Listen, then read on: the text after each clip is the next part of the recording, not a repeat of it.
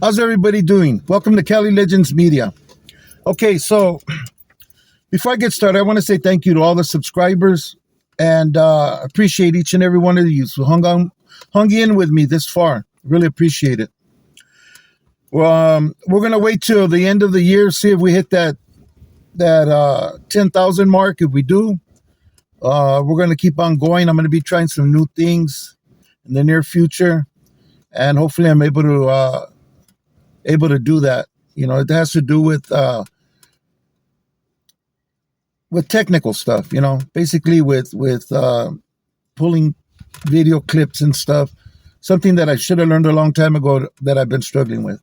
But anyways, hopefully we get there, and that'll be a big improvement to the videos that you guys watch instead of me driving around or kicking it, you know, somewhere in my car, you know, which I enjoy. I enjoy doing videos outside much more than in my house or anywhere else. But anyways, this video right here is concerning American Cholos.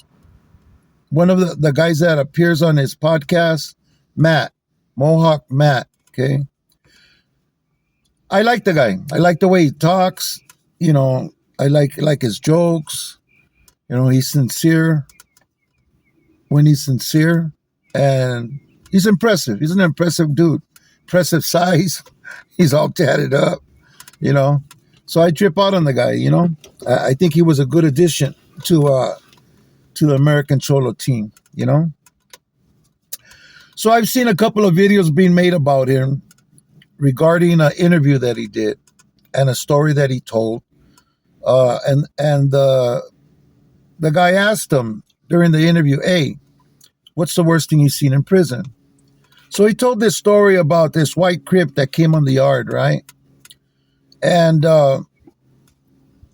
these other guys that made videos were using things to dispel what he said, which should have probably been left out of those videos, you know. One of them was that, I guess I'm not going to mention their names or their channels or nothing, because I don't want them to think that I'm talking about them or I'm trying to cause drama or anything. But one of these podcasters said that Matt said that the inmate had gotten stabbed by these two white dudes, right? 1,000 times. They stabbed him 1,000 times. No, he didn't say that. What I heard him say was that the guy got stabbed 100 times. That these guys were on him like a couple of some type of monkeys, you know? And they were just all over dude, right? And I guess the gunner took a long time to hit the alarm, or the female that was in the tower. She had pulled the meanie out already. Some time had gone by. She pulled the meanie, but she didn't fire. Okay. And this is supposedly taking place in Calipatra, level 4 yard, 270. And everybody up there's trained. You know, they're trained when to shoot and where, you know, they're trained on their jobs when they put up there in that tower and given that weapon. Nevertheless, I've been in situations when I was in the hole in the county jail. I got into it with one of our enemies, and a female officer came and she seen us and she just stood there. I don't know how long she stood there. It didn't matter to me because I was the one winning, so I didn't care. But she just stood there for a long time. And then she disappeared and then came back and then disappeared and hit an alarm. You know, it took a long time for her to decide what she needed to do. You know, she stood there yelling at us, all right, you guys, knock it off. You know, stop. She didn't spray. She didn't do anything. Eventually, she made it over. She hit the alarm.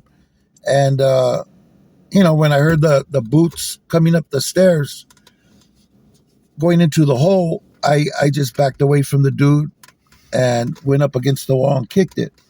So when they came up, there was no fighting or anything. They asked me what was going on. I go, I don't know. Homeboy fell down. Can you help him up? You know, and dude on the floor, he was talking all kinds of this madre. So they knew something happened. You know, Nevertheless, they send us. We were both getting pulled out to go to court. They send us to court. Enough of that. That's another video. But so when he said that this gunner froze, I could believe that, you know.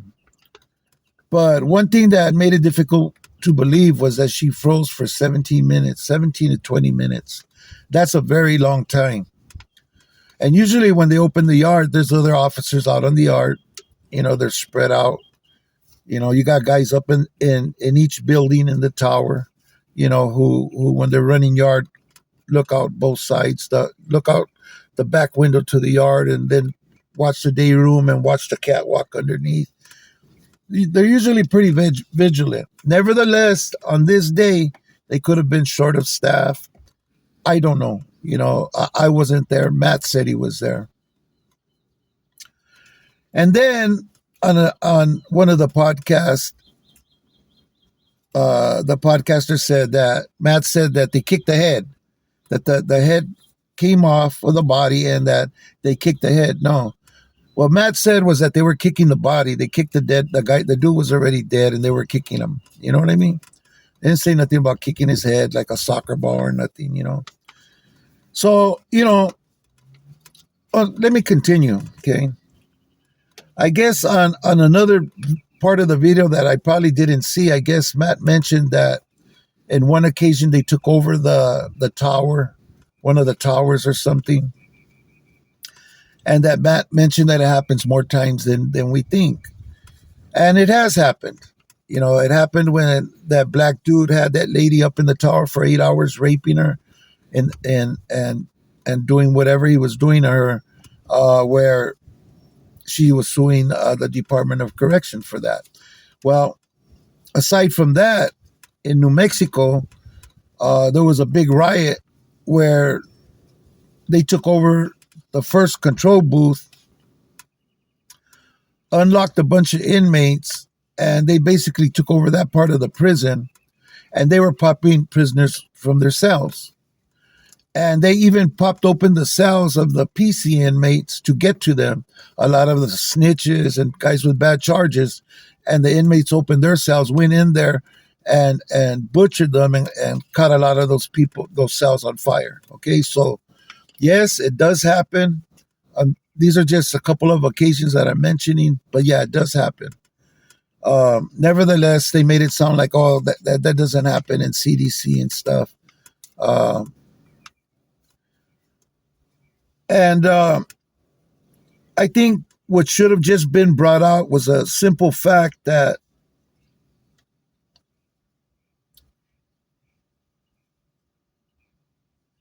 Matt said that from this guy getting all of those injuries that his head came off. Okay. Now that's a good point to say. I think Matt was putting too much salsa, you know, on the tacos, that the guy's head came off. Takes a lot to take a head off, you know. And that's not done by shanks, that's done by knives, sharp objects, and some type of saw blade or some type of blade with, you know, strength and time to take a head off. You know, that's something huge. And the fact that it took 17 minutes for an alarm to go off, that's hard to believe. That in Calipatra, level 4, at 270, that it took that long, and an altercation so vicious for the inmates to all ask to be laid out and put down on the ground. Also, another thing that was too much salsa, that he said that the inmates automatically just proned out. So those are points that I could understand. But all of that, the head came off and they kicked it like a soccer ball, and the inmate got stabbed 1,000 times. He never said any of that stuff. You know, if he did, you guys correct me in the comment section. The guard freezing for 17 minutes, yeah, that was too much, in my opinion.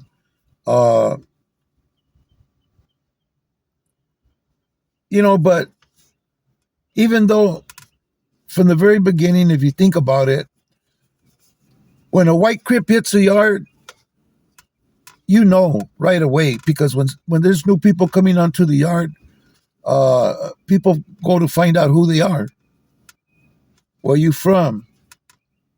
What do they call you? Who do you run with? Right away. And when you're housed, they would have put him in with a Crip. He'd be celled up with the Crip.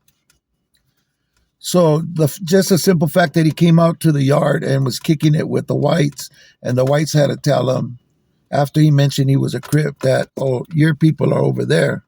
That's pretty hard to swallow, because right away who belongs to who, because that's how they're housed when they're coming into the buildings. So if a white dude's put in with a black dude, there's something up. If he's put in with a blood, it's most likely a blood. If he's put in with a Crip, it's most likely a Crip. And it travels fast. Prison's very organized and very well in tune, and the grapevine works very well in prison. But nevertheless, I just want to say this: regardless of that story Matt told, I still like the guy. I don't know why he said some of the things he said. Obviously, if this hit took place, he did put a lot of salsa on it. I don't believe the head fell off. I don't believe it took that long for an alarm to be set. And it's very hard to believe that the whites just proned out, or the fact that they didn't know that the guy was running with the Crips from Jump Street. But anyways, I still like Matt. He's a cool speaker and stuff. And what I respect the most is that he changed his life. You know what I mean?